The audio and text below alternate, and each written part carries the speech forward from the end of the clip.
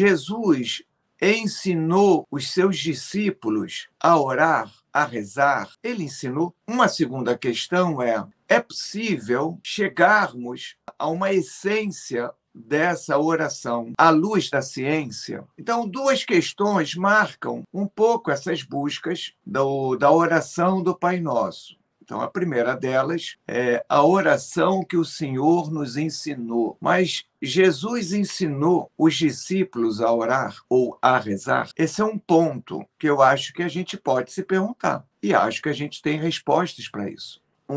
Uma segunda questão que a gente também pode acompanhar hoje é se a oração, tal como é apresentada por Mateus, ou tal como é apresentada por Lucas, se é possível, nessas narrativas mateana e lucana, se é possível a gente chegar a uma essência. Num sentido mais amplo, as pessoas não gostam muito de escavar, sabe? De escavar as camadas teológicas, por exemplo, do século XXI ao século I. Retirarmos essas camadas até chegar no que seria mesmo de Jesus. Porque, de alguma maneira, o exercício de limpar camadas teológicas e de chegarmos ao essencial de Jesus, de chegarmos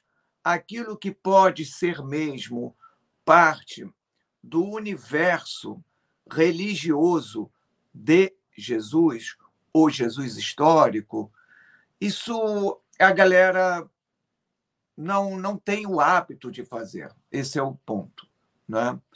Então, se as coisas já estão dadas e aquilo que está dado, de alguma maneira, me agrada muito, para que eu vou ficar agora mexendo naquilo que é lindo? E, de fato, a oração do Pai Nosso é uma oração belíssima, belíssima. Desde a mais tenra idade, crianças aprendem essa oração. Muitos críticos do cristianismo consideram que o Pai Nosso guarda em si o essencial de Jesus.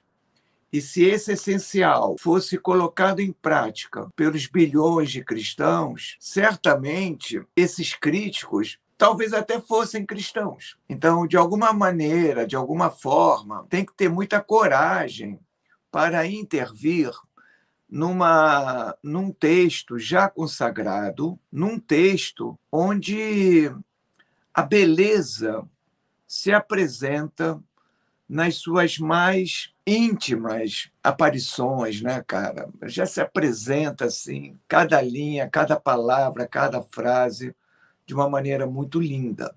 E você ainda quer mexer? Muito embora eu ache muito primário ou primária a crítica que determinadas pessoas fazem ao argumento do tipo, o Jesus histórico não existiu. O Jesus histórico é um mito. Muito embora eu reconheça a importância de se falar sobre isso, de se debater esse tipo de questão. Não se deve censurar, se deve mesmo franquear todos os canais possíveis para que se possa discutir sobre isso. Mas a forma como a discussão muitas vezes é apresentada pelo menos para mim, que sou um acadêmico, que venho de longa tradição na academia, é um pouco superficial, para não dizer muito. Porque por exemplo, uma pessoa me questionava, professor, o evangelho que não existe, porque, na verdade, Lucas leu Mateus, e Lucas, então, copiou Mateus. Você fica se perguntando, caramba, se essa tese tiver valor, mais da metade dos livros que eu tenho aqui, mais da metade eu devo jogar fora, porque são autores que vão exatamente no sentido contrário do que está sendo argumentado ali. Então, por que eu acho que é superficial, às vezes risível? Porque o debate científico ele precisa ser postulado em outro patamar. Do contrário, a gente corre o risco de não valorizar a ciência e, sob muitos aspectos, até mesmo reconhecer como válida o argumento de que a vacina faz mais mal do que bem, percebe? Então, isso é um perigo. É melhor valorizar a ciência, é melhor postular críticas à luz da ciência do que apresentar ideias, muitas vezes malucas, achando que está fazendo alguma coisa de interessante. Não está. É esse meu propósito, que eu vou avançar ao longo de 2022, buscarmos aquilo que é um Jesus sem filtro, aquilo que é um Jesus sem camadas teológicas, sem percepções teológicas, que muitas vezes desviam o nosso olhar. Ou, muitas vezes também, não é só teologia, mas são demandas que nós colocamos hoje como absolutamente essenciais, e demandas do tipo, por exemplo, Jesus era negro. Eu entendo esse tipo de fala, eu entendo. E sobre muitos aspectos, eu até concordo, porque eu entendo por que dá ênfase. Mas, do ponto de vista do que é o essencial, nós não temos como falar sobre esse tipo de questão.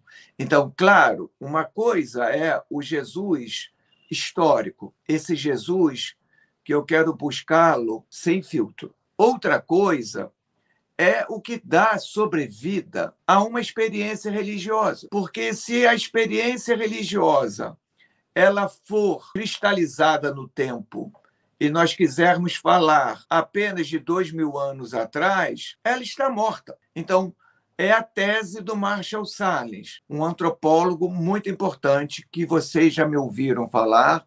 O pessoal que faz comigo, ou que está comigo lá na escola Chefteresiana, conhece perfeitamente bem, que é a tese dele. Todos os dias nós nos transformamos para continuar sendo o que somos. Todos os dias as experiências religiosas que nos cercam se transformam para continuar sendo o que elas sempre foram. Então, as atualizações às experiências religiosas são absolutamente corriqueiras, normais, porque nós também mudamos. Se todo dia nós mudamos, obviamente que o lugar onde a gente se reúne, congrega, também vai mudar, não é possível que fique parado. Tá? Então, eu entendo exatamente que, ao pontuar, por exemplo, que Jesus é negro, é denunciar um racismo que mata, um racismo que impede pessoas de crescerem, de avançarem na vida. Não é? Eu entendo absolutamente isso e concordo com essa fala, absolutamente concordo. Mas, quando se aplica isso ao contexto do século I, essa é uma fala tão ideológica quanto é a fala paulina sobre Jesus, quem é Jesus, ou sobre a fala de João sobre quem é Jesus. Então, essas camadas, nós precisamos, sobre muitos aspectos, limpá-las para que o essencial possa aparecer, para que um Jesus sem filtro possa aparecer.